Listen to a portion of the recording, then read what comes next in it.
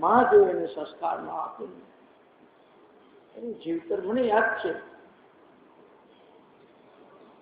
કે અમે નાના હતા, અનુભવની વાત કરું છું. અમે નાના હતા પટેલના ખેતરમાં બેસી ગયા, શીંગો ચોરી ઘરે આવી મેં શીંગો બતાવી. મારા બા એમ કે છોકરા શીંગો ખાય એમાં શું? એટલે મારા બાપુજી કે તારા છોકરાને બગાડવો છે, ગુંડો બનાવવો છે, એને ઠપકો આપ્યો, મને આપ્યો. અને પછી કે હવે મારીશ બરાબર ઊંચે લટકાવી અને અગ્નિ ચાપીશ જો ફરીથી કોઈની વસ્તુ લીધી તો. એ હજુ યાદ છે અમને. હક હોય તો મુસલમાનો એમ કે હક હોય તો હલાલ કરજે. कोई हारो मुसलमान है कि मैं हराम का खाता नहीं हूं, इसका मतलब क्या? हराम का खाता हूं. हतारी आंखो हराम का खाता नहीं, इसका मतलब मैं राम का खाता हूं. तो संस्कारो माता आपे छे. एक साची माता 100 शिक्षको करता पण આગળ નીકળી જાય. એટલે તો આપણે કહીએ છીએ કે માનો ખોળો પૂજાય, બાપનું મસ્તક પૂજાય. એટલે તો સિમન સંસ્કાર કરવામાં આવે છે, માના ખોળાની પૂજા કરવામાં આવે છે. એ ખોળામાં સારા સંતાનો રમે એટલા માટે એ ખોળાની પૂજા કરવામાં આવે છે. અને એ પણ આપણા ધર્મમાં, હિન્દુ ધર્મમાં છે, બીજા ધર્મમાં તો છે જ નહીં. 16 સંસ્કાર હિન્દુ સંસ્કૃતિમાં જે 16 સંસ્કાર બતાવ્યા છે એ હિન્દુ ધર્મમાં છે. બીજા કોઈ ધર્મમાં 16 સંસ્કાર હજુ તો બ્રાહ્મણ પરિવારોમાં આ 16 સંસ્કારો હજુ જોવા મળે છે. સંસ્કારો ગર્ભમાંથી આવતા હોય છે. એની માતા કહે છે કે તું હવે જંગલમાં જઈ તપ કર. આજે મા બાપ બાળકોને માત્ર પૈસા કમાવાનું ભણતર શીખવાડવા માટે મોકલે છે, પરંતુ આત્મજ્ઞાનનું શીખવાડવા મોકલતા નથી. હું નથી કહેતો કે માત્ર પૈસાનું શિક્ષણ મેળવવું, સાથે સાથે આત્મજ્ઞાન શીખવવા માટે પણ મોકલવા જોઈએ બાળકોને. અંગ્રેજી ભણેલું છોકરું, ઇંગ્લિશ મીડિયમમાં ભણેલું બાળક ગણપતિને એલિફન્ટ હેડેડ કહેશે. Son of Shiv and son of Parvati નહીં કે, પણ એલિફન્ટ હેડેડ કહેશે ગણપતિને. હનુમાનજીને મંકી ગોડ કહેશે. કલ્ચર એટલે બગડી રહ્યું છે. સંસ્કૃતિ બાળકોને અંગ્રેજી મીડિયમમાં ભણાવો, એની સાથે સાથે અંગ્રેજીની સાથે સાથે સંસ્કૃત અને સંસ્કૃતિનું જ્ઞાન આપવું જોઈએ. ગુરુકુળો છે સ્વામિનારાયણમાં, બધા ધર્મોમાં ગુરુકુળોમાં શીખવવામાં આવે છે. સારી તાલીમ મળે છે, આત્મજ્ઞાનનું ગુરુમુખી જ્ઞાન મળે, એ પણ જરૂરી છે. ધ્રુવને માં કહે છે કે તું જંગલમાં જઈ તપ કર, રાત દિવસ એકાગ્રતાથી પરમ કૃપાળી પ્રભુની આરાધના કર, તેના દર્શન કર અને તેની જ પાસે માગ. મૃત્યુલોકનો માનવી તને આપીને શું આપશે? માણસ પાસે આશા રાખવી એ કદાચ ઠગારી લે, પણ પરમાત્મા પાસે આશા રાખીએ એ ઠગારી નહીં લે, અને ઠગારી થશે તો પણ લાંબા ગાળે લાભ આપશે. માણસ થોડું આપ્યા પછી તિરસ્કાર બી કરશે અને હજારો કહેશે કે મેં એને આટલી મદદ કરી હતી, પણ ભગવાન મદદ કરશે ત્યારે કોઈને ખબર નહીં પડે. એની લાકડીનો કોઈ અવાજ નથી, એની મદદનો પણ કોઈ અવાજ નથી. भगवान आपको तो पाछू वળી જોતા નથી. खुदा देता है तो छप्पर फाड़ के देता है, और ले लेता है तो भी छप्पर फाड़ के ले लेता है. छूटे आते आपे छुपवा. આપણે એમ કહીએ ને તો મારે સુખ નથી ભોગવવું, તોય ભોગવવાનું કે ભગવાન આપ્યા કરે. આપણે કે નહીં લેવું તોય આપણે, આપણા ભાગ્યમાં હોય ને તો નથી લેવું તોય આપે. સુખ ના ભોગવવું હોય ને તોય ભોગવવું પડે, દુઃખ ના ભોગવવું હોય તો પણ ભોગવવું જ પડે. કારણ કે રચના પરમાત્માની છે, એ બધું ન્યાય પરમાત્માના હાથમાં છે. એની માં સગી માતા ધ્રુવની કે છે, સુનીતિ કે છે કે તું અહીં રહીશ તો તારી ઓરમાનમાં સાવકી માં દુઃખ દેશે.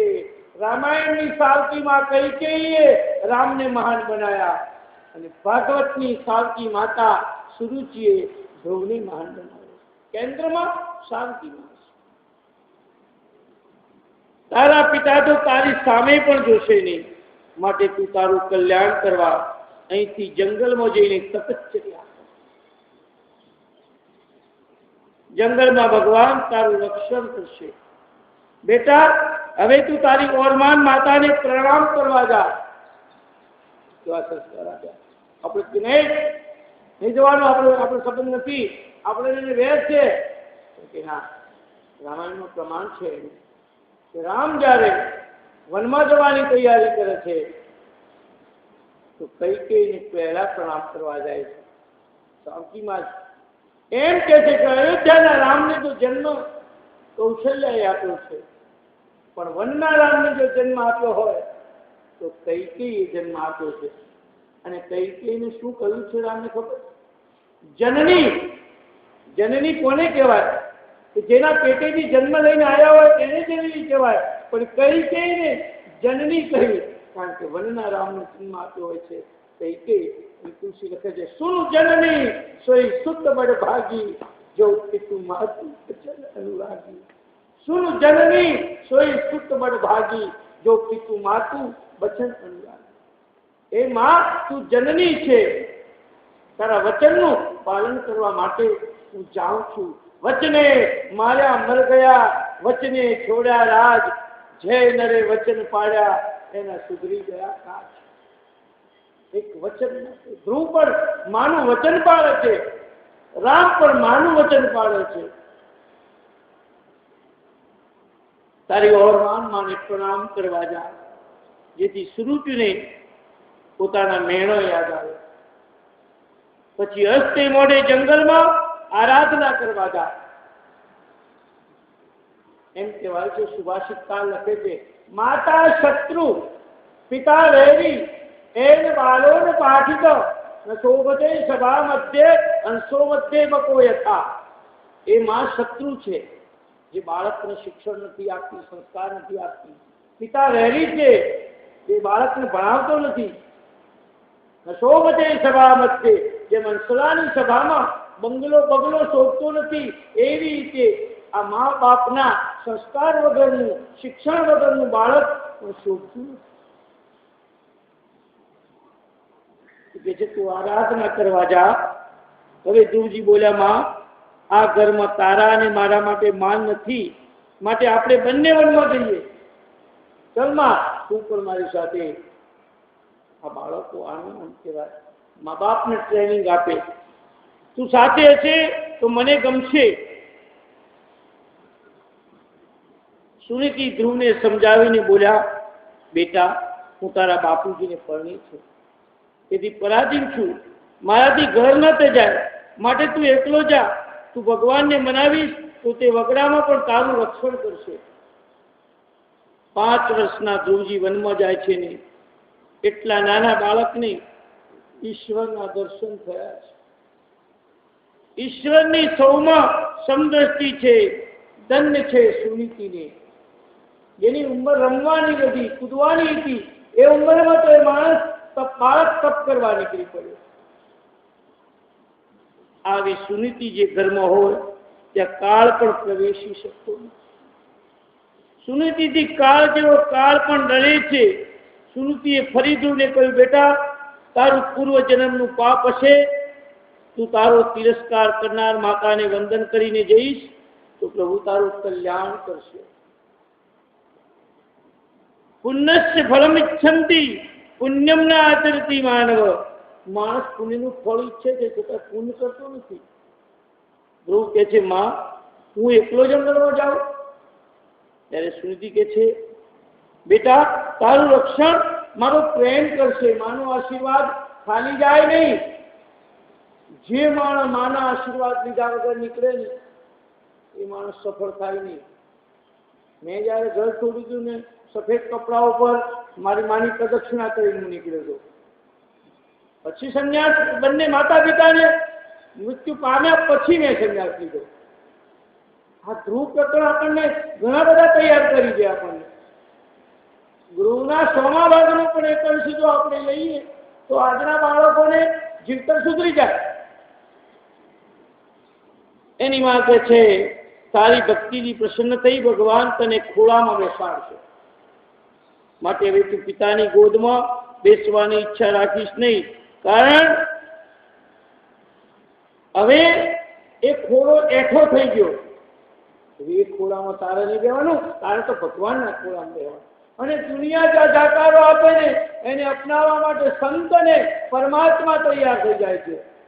જગતનો કોઈ ભરોસો નહીં, કયા ટાઈમે ધક્કો મારી દે. છેલ્લે તો ભગવાન પાસે બધું છોડીને મોક્ષ સાધી લે. યોગી બાપા કહેતા તો બધું છોડીને પણ પોતાનો મોક્ષ સાધી લો. ધ્રુવ સમજી ગયો છે, ભગવાનની ગોદમાં બેસશે. એની માએ કહ્યું, 5 વર્ષના બાળક ધ્રુવને માતા સુનીતિ વનમાં મોકલે છે ને વનમાં વિદાય કરતા વખતે પણ માતા કહે છે, હે બેટા, જતા પહેલા તું તારી ઓરમાન માતાને પ્રણામ કરીને આશીર્વાદ માંગી લેજે. એનાથી વેર ના રાખતો, એના આશીર્વાદ માંગજે.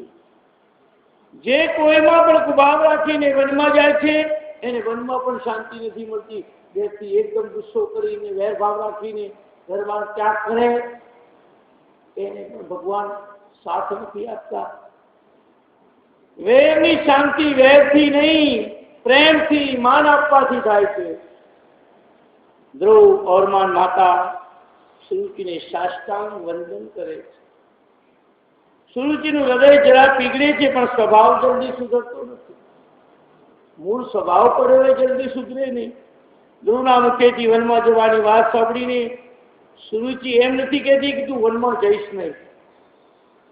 એના મનમાં તેમ કે મારા છોકરાને તો ભાગ મળી જાય બધો. સ્ત્રીમાં સ્વાર્થ વૃત્તિ વધારે હોય છે. ધ્રુવ વનમાં જાય છે, પણ બાળક એને થોડી બીક લાગે છે. ત્યારે પરમાત્માને થાય છે કે હવે મારું બાળક છે, મારા ભરોસે જ એ સ્ત્રીએ એની માએ એને મોકલ્યો છે વનમાં. ભગવાન વિચારે છે તો મારા ભરોસે એને મોકલ્યો છે. એમ વિચારી ભગવાન નારદજીને તેની પાસે મોકલે છે. ભગવાન કોઈ સંતને નિમિત્ત બનાવે. परमात्मा निमित्त माथे लेतो नहीं, निमित्त कोई बनावे थे। खुदा किसी को जरिया बनाता है, खुद काम करने को नहीं ले आता है, कोई ने निमित्त बनावीने आवे छे। અને કે છે ધ્રુવને તપની વિધિ સમજાવો। જંગલમાં ચાલતા ધ્રુવજીને પગમાં કાંટા કકરાવા દે છે, તો પણ દુઃખ સહન કરતા જઈ રહ્યા છે। હવે આજનો ધ્રુવ આવી રીતે નીકળે તો હું દશા થાય, એનું અપહરણ થાય તો પોલીસ પકડી લે। પણ એ સમય તપનો સમય હતો, ભક્તિનો સમય હતો, જ્ઞાનનો હતો, વૈરાગનો સમય હતો। એ પ્રમાણેના સંસ્કારો હતા। આ માર્ગમાં ધ્રુવને નારદજી મળ્યા। નારદજીને જોઈને ધ્રુવને થયું કે આ કોઈ સંત છે એટલે પ્રણામ કરે છે। એમ કહેવાય છે કે સંતોના હૃદય માખણ જેવા હોય, ગુસ્સો કરે પણ બહુ ના લાભો રાખે, ક્યારેય ના રાખે। એ ક્ષણિક ગુસ્સો હોય, એનો બહુ લાંબો સમય રહે નહીં। એની ગુસ્સાને સમજી જાય તો કોઈ પ્રશ્ન થાય નહીં, એને ગાંઠે બાંધે તો બધા પ્રશ્ન થાય। બાળકનો વિનય જોઈને નારદજી પ્રસન્ન થયા। મસ્તકે હાથ મૂકીને પૂછે છે, બેટા તું આ જંગલમાં એકલો અતુલો ક્યાં જાય છે? એને માને ધન નહીં કે એને બાળ કાઢી શકી, હિંમતથી મોકલી શકી। અને એ છોકરાને કેટલું ધન્ય કે નીકળ્યો, અને એ નારદજીને કેટલું ધન્ય કે એને અપનાવ્યો અને એને માર્ગદિશા આપી। અને એ એની સુરુચિ માતાને પણ કેટલું ધન્ય કે આ રસ્તે વાળ્યો એને। ભલે ખોટું તો લાગ્યું, અને એની ખરીમાં સુનીતિને પણ કેટલું ધન્ય। ધ્રુવને પોતાની માતાનો પ્રેમ યાદ આવ્યો, અને નારદજીના મુખથી બેટા શબ્દ સાંભળીને જાણે જંગલમાં એની માં સુનીતિ મળી ગઈ એવો ધ્રુવને ભાવ થયો। સંતનો સ્વભાવ એવો જનેતાની ગોદના જેવો. ડાયરામાં ભજન આપ્યું, જનેતાની ગોદના જેવો સંતનો સ્વભાવ, સંત હૃદય નવનીત સમાન. સંતોનું હૃદય માખણ જેવા હોય છે. એટલે ધ્રુવને આનંદ થયો. ધ્રુવે કહ્યું, મહારાજ, હું ભગવાનના ખોળામાં બેસવા માટે જંગલમાં તપ કરવા જાઉં છું. તપ કરીને ભગવાનને રીઝવીશ. ધ્રુવને તેના ઘેર પાછા ચાલ્યા જવા માટે સમજાવતા નારદજી કહે છે, બેટા ચાલ, હું તારા પિતાનું અડધું રાજ અપાવું. પણ ધ્રુવ તો કહે છે, મહારાજ, મારે સંપત્તિ કે ગાદી નથી જોઈતી, રાજપાટ કઈ નહીં. જેમ રાજા ગોપીચંદ કહે છે, ભર્તુહરી કહે છે ને, હે રાજા ગોપી, રાજના જોઈએ બેની મારે પાટના જોઈએ, મારા કરને લખાયો ભગવો બેખરે. ધ્રુવને રાજપાટની હવે નથી પડી, મારે પાછા ઘેર જવું નથી. સમજાવે છે નારદી, તું ઘેર જા. પણ ધ્રુવ મક્કમ હતા, નહીં. કાર્યમ સાધ્યામી વા દેહમ પાત્યામી. આ દેહ પડી જશે, પણ મારું કાર્ય હું સિદ્ધ કર્યા સિવાય હું પાછો ફરીશ નહીં. અડગ મનના મુસાફરને હિમાલય મળતો નથી. મેરું ડગે, મન ના ડગે. ભલે ભાંગી પડે બ્રહ્માંડ, વિપત પડે તો વણશે નહીં. સોઈ મારા હરિજનના પ્રમાણ. અડગ મનનો મુસાફર બની ધ્રુવ નીકળ્યો છે. નારદજીને ખાતરી થઈ કે બાળક ધ્રુવ મક્કમ છે. એટલે કહ્યું, બેટા, નજીકમાં જ યમુનાજીના તટ પર મધુવન છે, તું ત્યાં જા. સંત રસ્તો બતાવે. દુનિયા રસ્તો બતાવે, એ રસ્તો ધોખો આપનારો હોય, પણ સંત રસ્તો બતાવે એ રસ્તો સાચો હોય. યમુના માતા પ્રભુને વિનવીને અને બ્રહ્મ સંબંધ કરાવી આપશે. ત્યારબાદ નારદજી ધ્રુવને બ્રાહ્મ મુહૂર્તમાં કરવાની માનસી સેવાની વિધિ સમજાવે છે. પછી નારદજી કહેવા લાગ્યા, બેટા, ઠાકોરજી તને એવી ગાદી આપશે કે તને કોઈ ઉઠાડી નહીં શકે. આમ કઈ નારદજીએ ધ્રુવને માનસી પૂજાનો મંત્ર આપ્યો. ઓમ નમો ભગવતે વાસુદેવાય.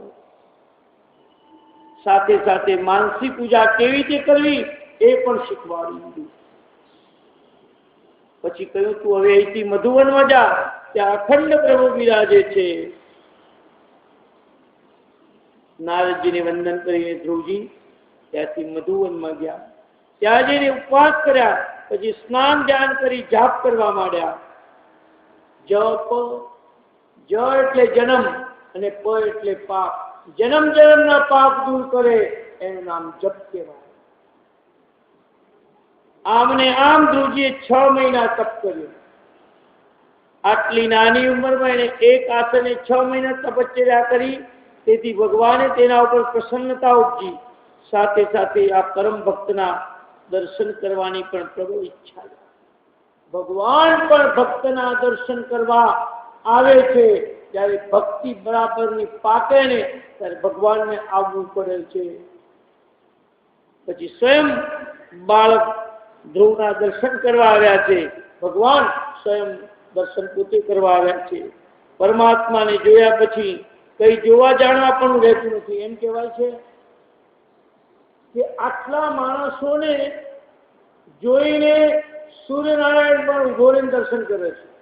એક તો કોઈ ભક્ત હોય ને એને જોઈને સૂર્યનારાયણ ઉભો રહીને દર્શન કરે. સતી નારીને જોઈને જોઈને પણ સૂર્યનારાયણ પોતાનો રથ ઉભો રાખીને દર્શન કરે છે. એક માતૃભક્ત હોય એને પણ જોઈને સૂર્યનારાયણ ઉભો રહી જાય છે અને એનું દર્શન કરે છે. ગુરુ ભક્ત હોય એને પણ જોઈને સૂર્યનારાયણ પોતાનો રથ ઉભો રાખીને એના દર્શન કરે છે. સૂર્ય પણ થંભી જાય છે. અહીં ધ્રુવની સામે સૂર્યનારાયણ પણ થંભી જાય છે. વિધિ સમજાય છે. ભગવાનને દર્શન કરવાની ઈચ્છા થઈ છે. પરમાત્માને જોયા પછી કંઈ જાણવા પણ રહેતું નથી. ભગવાને ધ્રુવજીના ગાલે શંખ અટકાડ્યો. પછી તેને ઘેર જવા કહ્યું, તારે રાજા થવાનું છે. ધ્રુવજી કહે છે, મારે રાજા થવું નથી, મારે તો મહારાજા થવું છે. હવે સાધુ નહીં કહેતા મહારાજ, રાજ છોડ્યું એટલે મહારાજ થયો. રાજ છે એ રાજા કહેવાય, પણ સાધુને મહારાજા કહેવાય. આ બધા રાજાઓને મહારાજા કેમ કહ્યા? પ્રજાનું પાલન કરતા હતા, પ્રજાનું પાલન કરતા હતા એટલે મહારાજા કહેવાયા. મહારાજા સયાજી ગાયકવાડ, મહારાજા જે રાજા એના છે, મહારાજા મહારાણી, એ બધું એટલા માટે શબ્દ લાગ્યો છે. મારે રાજા થવું નથી. ભગવાને કોઈ તારે રાજા થવું પડશે, માટે નિર્વિકાર રહીને રાજ ભોગવજે, હું તને સાચવીશ. હવે તું ઘેર જા. આમ ભગવાને સમજાવીને ધ્રુવને તેમના ઘેર મોકલી દીધા. બીજી બાજુ સુખ વૈભવ થતા રાજા ઉત્તાનપાદને મહેલમાં ચેન પડતું નથી. તેને બાળ ધ્રુવની ચિંતા સતાવી હતી. એવામાં નારદજી મહેલે પધાર્યા. ઉત્તાનપાદ રાજાએ તેમની આગતા સાગતાને પૂજન કરીને સર્વ વૃત્તાંત કહ્યું. તો નારદજીએ તેમને એક મંત્ર આપીને કહ્યું, તમે આ મંત્રના દરરોજ શ્રદ્ધાપૂર્વક જપ કરજો. મંત્ર બળે તમારો પુત્ર 6 મહિનામાં પાછો ઘેર આવી જશે. મંત્રનું બળ અપાર છે. સિદ્ધ કરેલો જો ગુરુએ મંત્ર હોય અને એ મંત્ર આપે તો બેડો પાર થઈ જાય. એને મીઠો લાગ્યો હોય તો આપણને આપે ને, અને છેલ્લે કઈ ન હોય તો હરે રામ રામ રામ હરે હરે, હરે કૃષ્ણ. કોઈ સંતના ફોટા આગળ બેહીને પણ આ મંત્ર લઈને કરે ને તો પણ એનો બેડો પાર. છતાં સંતના હાથે, સદગુરુના હાથે મળેલો મંત્ર તો બેડો પાર કરાવે. આ બાજુ ધ્રુવજી તપશ્ચર્યા પૂર્ણ કરી ભગવાનના આગ્રહથી કેટલા દિવસો બાદ ફરતા ફરતા પાછા ઘેર આવ્યા. આવતાની સાથે જ પશ્ચાતાપથી શુદ્ધ બનેલા પિતાના ચરણોમાં પ્રણામ કર્યા. રાજા ઉત્તાનપાદને પણ પુત્ર મિલનથી આનંદ થયો. મન શુદ્ધ હોય તો શત્રુ પણ મિત્ર થાય છે. વિનય વૈરીને પણ વશ કરે છે. ધ્રુવના હૃદયની નિખાલસતાથી સુરુચિના હૃદયનું પણ પરિવર્તન થયું છે. સુરુચિને મહાન ભગવત ભક્ત પુત્રને જોઈને આનંદ થયો. આજે સુરુચિને પોતાનું માતૃત્વ સફળ થવા લાગ્યું. સ્ત્રીનું માતૃત્વ, પોતાનું બાળક મહાન થાય ત્યારે એનું માતૃત્વ સફળ થાય છે. જનની જણ તો જણી જાણજે, કાં દાતા ભગત કે સૂર, નહીતર રહેજે વાજળી, મત ગુમાવીશ તારું નૂર. એટલે તો સૌરાષ્ટ્રમાં સુરા અને સંતોની ખાણ કહેવાય. કારણ કે જનનીના અય્યામાં પોઢંતા લાગ્યો કસુંબીનો રંગ. એટલે માના સંસ્કારો બહુ ભાગ ભજવે છે. કુપુત્ર થાય માતા કુમાતા નથી થતી. સુપુત્રથી માતૃત્વ સફળ થાય છે. ઉત્તાનપાદ રાજાને લાગે છે કે વૈભવ પ્રભુએ ધ્રુવને આપ્યો છે, એટલે હવે મને એ ભોગવવાનો અધિકાર નથી. આમ વિચારી ધ્રુવજીનો રાજ્યાભિષેક કરીને રાજા ઉત્તાનપાદ વનમાં જઈને તપ કરે છે. પહેલાના જમાનામાં રાજાઓ વનમાં જઈને તપ કરતા હતા. એક કક્ષા એવી આવે. આજના કળિયુગના દિલ્હીના ગાંધીનગરના રાજાઓ 80-90 વર્ષે પણ ગાદી છોડતા નથી. એટલે એને વેળાકડી થાય. પહેલા તો વનમાં જતા હતા. એક કક્ષા એવી આવે ત્યારે જ્યારે ઉત્તમનું રાક્ષસો સાથે યુદ્ધમાં મરણ થાય છે. ધ્રુવજી રાક્ષસો સાથે ભયંકર યુદ્ધ કરે છે. તે વખતે ધ્રુવજીના દાદા મનુ મહારાજ આવીને કહે છે, બેટા, વૈષ્ણવ કદી કોઈની સાથે વેર રાખતા નથી. તારા સાવકા ભાઈ ઉત્તમનું મૃત્યુ, એનું આયુષ્ય પૂર્ણતા થયું છે, માટે એનું દુઃખ ન કરીશ. પછી ધ્રુવને રાજ સોંપી હિમાલયમાં જે તપ કરે છે. આજે પણ હિમાલયમાં ધ્રુવાશ્રમ આગળ એક ચમત્કાર જોવા મળે છે. આમ તો ગંગાજીના વહેતા જળનો ખળખળ એવો અવાજ થાય છે, પણ ધ્રુવાશ્રમ આગળ વહેણ આવતા ગંગાજી બિલકુલ શાંત બનીને રહે છે. ધ્રુવજી મૃત્યુ પર વિજય મેળવીને સદેહે પ્રભુના ધામમાં ગયા. મૃત્યુના માથા ઉપર પગ મૂકીને ધ્રુવજી સદેહે સ્વર્ગમાં ગયા. એક જ ધ્રુવજી એવા છે કે મૃત્યુના મસ્તક ઉપર પણ પાપ મૂકીને સદેહે સ્વર્ગમાં ગયા છે. અંતકાળે જીવાત્માને શરીર છોડતા બહુ દુઃખ થાય છે, પરંતુ ભગવાન સાથે સંબંધ જોડીશું તો શરીર છોડતા જરાય દુઃખ નહીં થાય. ધ્રુવજીએ ભગવાન સાથે સંબંધ બાંધ્યો હતો, એટલે જ તેઓ સદેહે કાળના માથા ઉપર પગ મૂકીને વૈકુંઠમાં ગયા હતા. ધ્રુવજીને રહેવા અંતરિક્ષમાંથી દેવ વિમાન આવી પહોંચ્યું હતું અને મૃત્યુદેવ ધ્રુવજી પાસે આવ્યાને મસ્તક નમાવ્યું તો ધ્રુવજીએ મૃત્યુના મસ્તક ઉપર પગ મૂકી બીજો પગ દેવ વિમાનમાં મૂક્યો અને ધ્રુવજી આમ દેવ વિમાનમાં બેસી પ્રભુના ધામમાં ગયા. ધ્રુવકુમાર આમ વૈકુંઠમાં ગયા ત્યારે સર્વના આનંદની અવધિ રહી. જેવા ભગવાન ધ્રુવને ફળ્યા એવા આપણને ફળે એવી ભગવાનને આ સંત આશ્રમમાં, સંન્યાસ આશ્રમમાં ભગવાનને પ્રાર્થના કરીએ. હવે આપણી પાસે આવતીકાલનો દિવસ એટલે 2 દિવસ છે આપણી. કાલે પરમ દિવસે આપણે સોમવારે 30 તારીખની આ કથાને વિરામ આપશું. કથા ક્યારેય પૂરી થતી નથી, પણ મારે જે કથાનો હું સાર કહી અને આશીર્વચન આપીશ, કથાને પૂરી કરી નહીં પૂર્ણાવતી કરીશ ને તો પછી ફરીથી બેઠી નહીં થાય. એને હું વિરામ આપીને જઈશ કે જેથી કરીને ફરીથી બેઠી થાય. ભવિષ્યમાં થાય એ તો બધા ઘરનો પરિવાર છે. ક્યાંક અમે કડક થયા હોય, તમે પણ ક્યાંક ભૂલ કરી બેઠા હો, પણ અમને એક જ છે તો અમે એના ગુણગાન ગાઈએ છીએ. એટલે અમારે ખૂબ વિશાળ દિલ કરીને આ આશ્રમ સાથે અમારે નાતો કેળવવો જ પડશે, કારણ કે આ આશ્રમ તમારો નહીં, આશ્રમ અમારો છે. એનું જરા પણ બગડે એ અમને પસંદ નહીં પડે, એનું જરા પણ ખરાબ થાય અમે નહીં ઈચ્છીએ, કારણ કે અમારી અહીંયા લાગણીઓ જોડાઈ છે. અનેક સંતોની અહીં કથાઓ વહેતી છે. જેવી રીતે મચ્છું વહે છે એવી રીતે અહીંયા જ્ઞાન સત્સંગ પણ વહેતો રહ્યો છે અને એમાં તમારા જેવા નિયમિત શ્રોતા વક્તાઓની અહીંયા હાજરી રહી છે.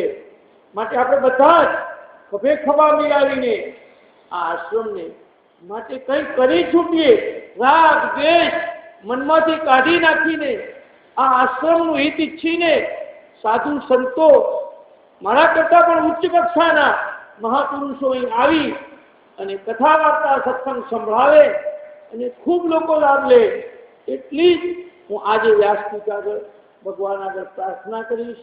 આભાર, ધન્યવાદ. अब समय कर का इनकार चलो. नमस्कार हो जाए बेड़ा पार.